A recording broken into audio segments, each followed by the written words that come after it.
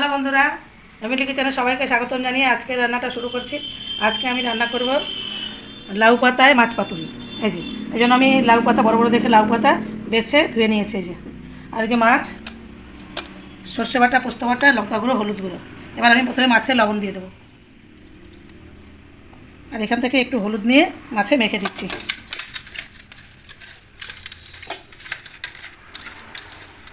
এবার আমি মাছে লবণ মেখে নিলাম। এবার আমি দিয়ে দেবো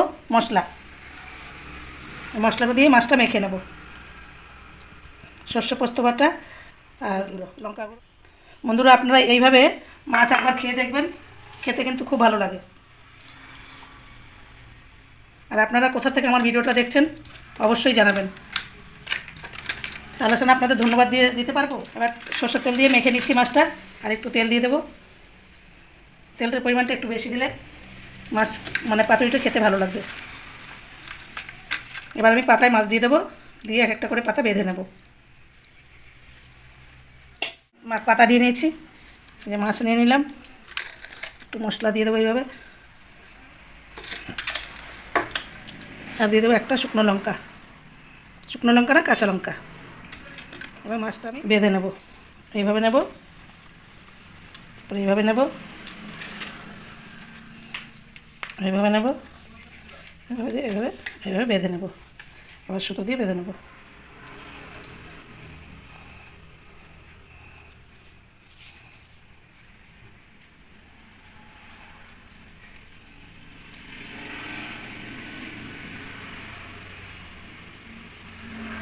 এইভাবে বেঁধে নিচ্ছি।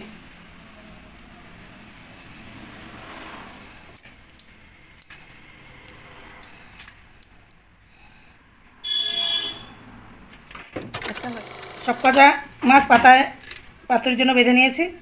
এবার বসিয়ে দেবো, তেল দিয়ে দিয়েছি, এবার ভেজে নেব।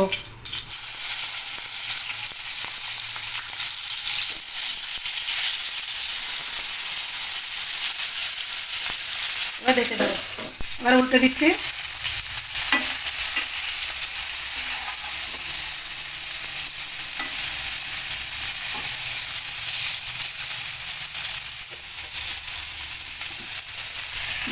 আবার ডেকে দিচ্ছি। এই যে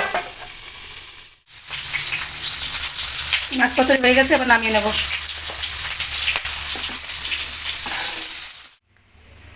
লাউ পাতায় মাছ পাতুরি আমার হয়ে গেছে।